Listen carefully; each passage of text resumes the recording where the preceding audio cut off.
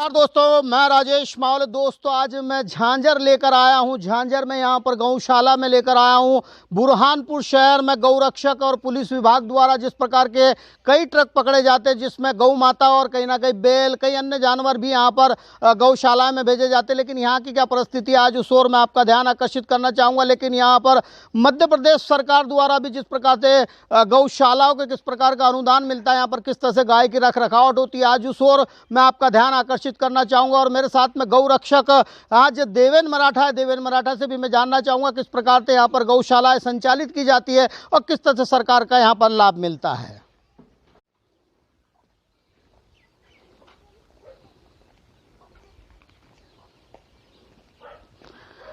हम लेकर आए श्री गौरक्षण सेवा सदन समिति बुरहानपुर झांझर की ओर लेकर आए हैं।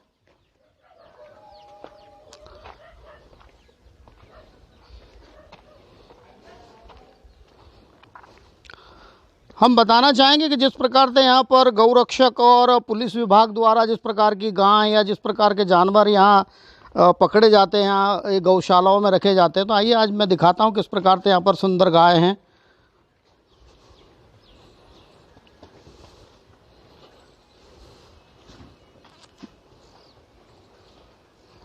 काफ़ी सुंदर गाय हैं यहाँ पर।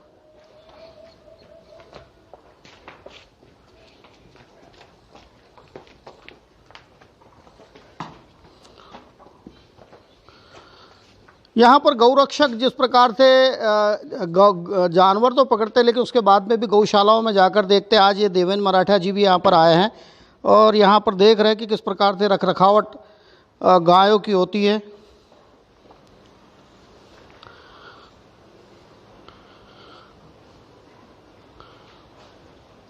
देखिए, काफ़ी सुंदर गौ माता है।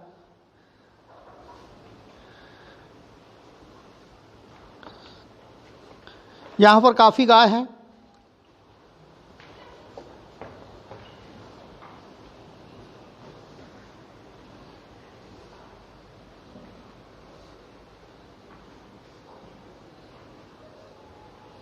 इस संबंध में हम गौरक्षक देवेंद्र मराठा से भी जानना चाहेंगे किस प्रकार से यहाँ पर ये ट्रक पकड़ते हैं, किस प्रकार से जानवर यहाँ पर ब्लैक मिलिंग की जाती है और ये अपनी जान जोखिम में डाल के कहीं ना कहीं गायों की जान बचाते हैं।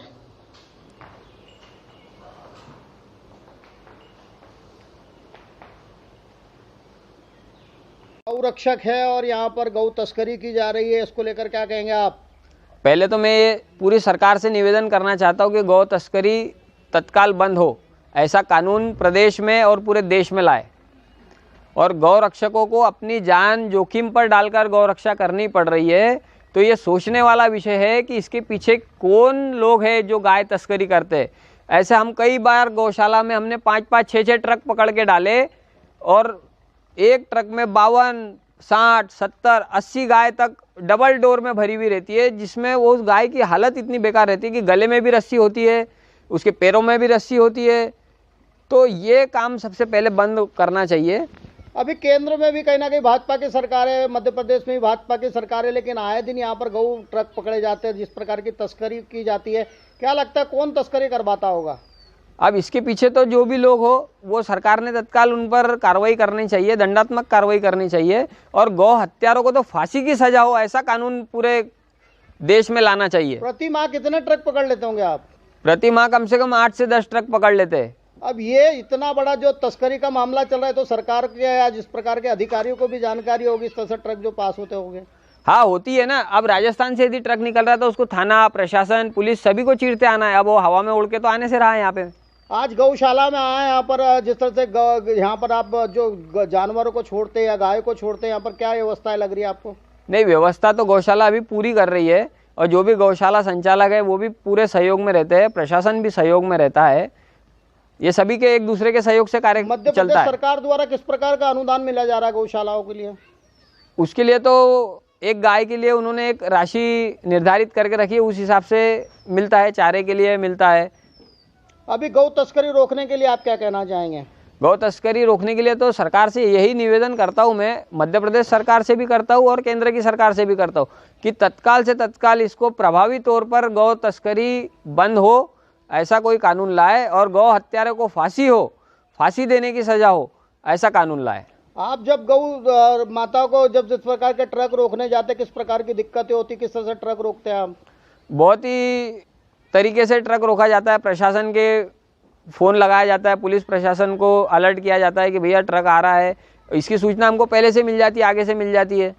यहाँ लगता है कहीं ना कि राजनीतिक लोग और अधिकारियों की मिली भगत से तस्करी का काम चल रहा है। हाँ, वो तो सभी जगह चल रहा है,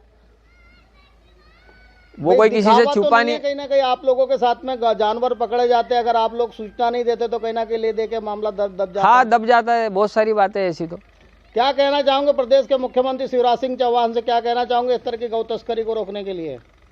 शिवराज सिंह चौहान से तो यही कहना चाहते हैं, प्रदेश के मुख्यमंत्री जी से, कि जो अभी आपने गौ कैबिनेट बनाया था वो सिर्फ पेपर की सुर्खियां बनकर रह गया, बाकी उस पर नीचे कोई काम नहीं हुआ। अभी तक पूरे मध्य प्रदेश में कितनी गौशालाएं बनाई गई? कुछ पूरे मध्य प्रदेश में 1500 गौशालाएं लगभग। अब जो कुछ रजिस्टर्ड होगी, जो कुछ अनुदान ले रही होगी, और कुछ तो कागजी हवाई होगी बिल्कुल, जहाँ पर कुछ होगा ही नहीं। क्या कहना चाहोगे हिंदुत्व के लोगों से, जिस प्रकार की गौ तस्करी हो रही है इसको रोकथाम करने के लिए किस तरह का सहयोग चाहोगे आप? हिंदुत्व के सभी लोगों से और हिंदूवादी सभी संगठनों से मैं यही निवेदन करता हूँ कि सभी लोग हम सहयोग से, एक दूसरे के सहयोग से, एक दूसरे के मार्गदर्शन में काम करें, गौ माता को बचाए, गौ माता का संरक्षण करे, गौ संवर्धन का काम करे, गौशाला हमको तरीके से संचालित करे। बस यही निवेदन चाहता हूँ।